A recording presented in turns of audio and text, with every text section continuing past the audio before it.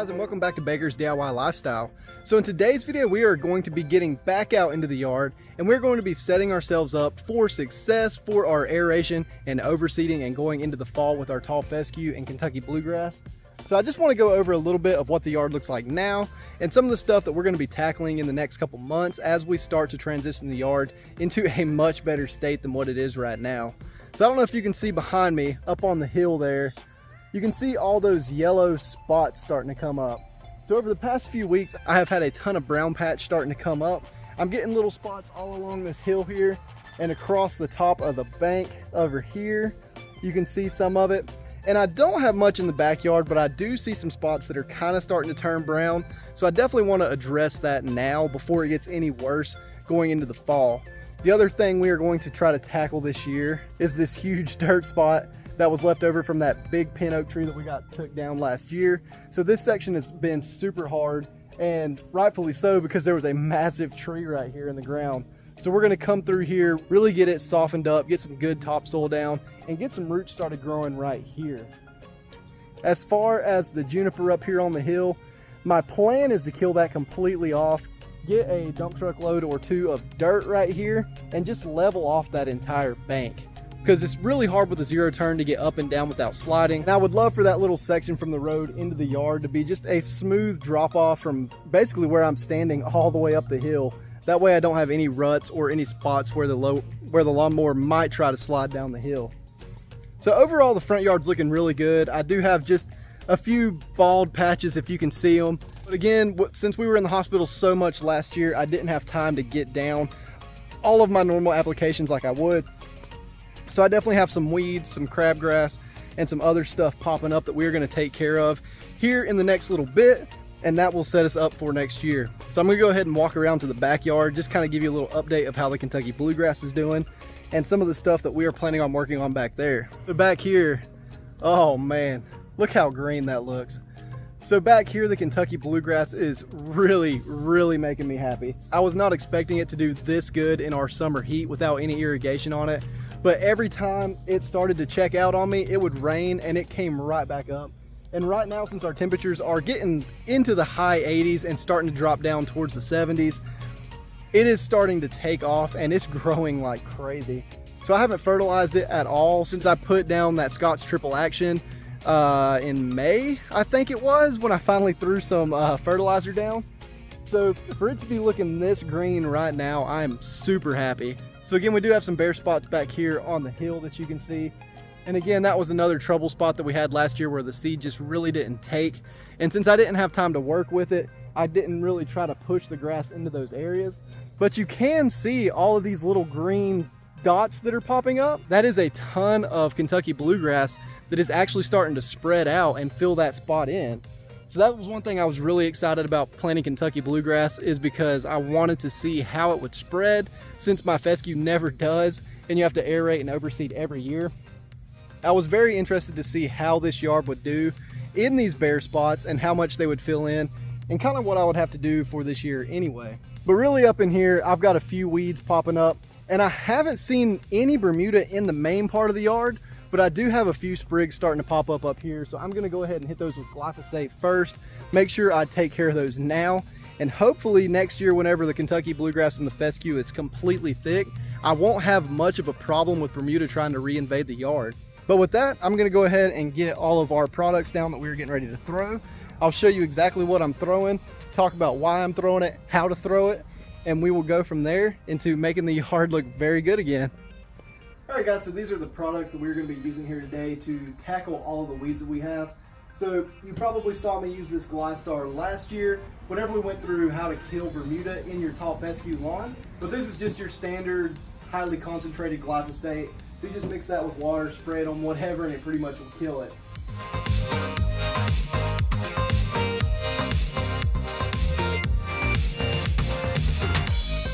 All right, so I think I'm done spraying the Bermuda back here. I have walked really slowly and checked everything.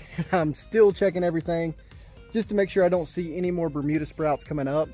But luckily, I think this is the only spot in the yard that I really have any Bermuda to worry about. So it's hopefully not going to be hard to control. And since the weather is actually starting to cool down, the Bermuda will slow down itself.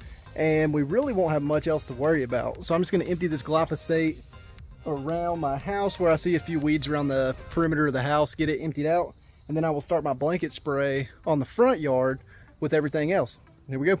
What I'm going to be using for the yard for all the crabgrass that's popped up through the summer, as well as some of the broadleaf weeds and some of the nutsedge that I have popping up in the backyard, we're going to be using this Q4 Plus. So this is a... Are you ready? I didn't know you were recording. I'm filming, bro. I heard you talking to somebody else. So we're going to be using this Q4 Plus because it has quinclorac, which will take control of all of the crabgrass, as well as the 2,4-D and the sulfentrazone. That'll kind of just go ahead and take care of all of the weeds that we had pop up during the summer. Hopefully just give us a nice clean slate that we can go ahead and put our new grass down. And we shouldn't have to worry about much towards the end of the year, maybe a little bit of spot spraying going into the winter, but this should take care of most of it. And for our fungus, we're going to go ahead and use our Eagle 20 EW. So this is just a basic fungicide. It works really good. You just shake it up, mix it to whatever the label says for your yard, throw it down, and that should take care of our fungus. I am going to go a little bit heavier on the Eagle just because I do have the fungus that's already showed up, and hopefully that'll control it, back it up, and hopefully just get rid of it so we don't have any trouble with the new seeds coming in. And then our Aqualite there is just our surfactant, so I'll put that in. That'll help all these products stick to the leaf surface and give us a good controlled kill. So with that, I'm going to go ahead and mix up these sprayers, start spraying, and go from there.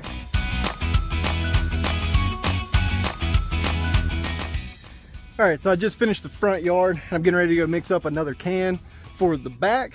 And honestly, that thing did really, really good. So that's the first time I've used my Milwaukee sprayer.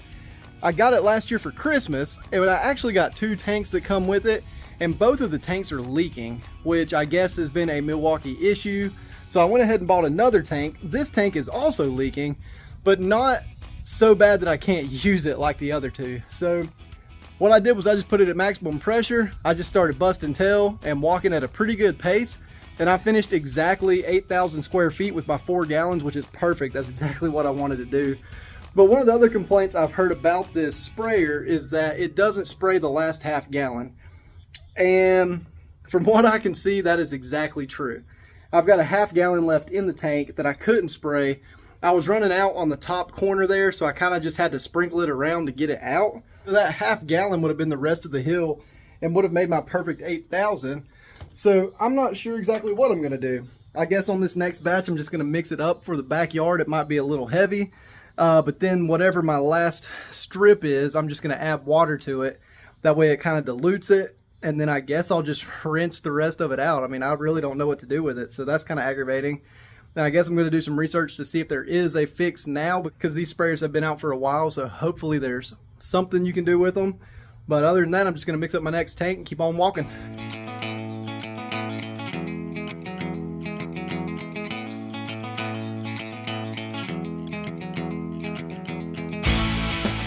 Alright, well I guess that's it for this video. Sadly, this Milwaukee sprayer is letting me down big time. So I don't know what the deal is with it. Guess I'm gonna have to give Milwaukee a call and see what they say about it. But I'm gonna turn the camera around and show you guys how this thing's spraying right now. The first tank I thought did really good, other than that, you know, half a gallon that didn't come out of the tank. But I'm supposed to be done with this entire tank before I even get done with the yard. And I think I've made it halfway through the tank, and there's absolutely no pressure. I mean, look at this. Okay, now there's no pressure.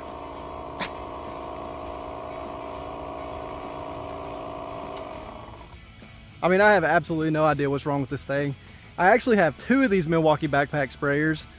2 of them, the tanks are completely useless. They leak as soon as you put water in them.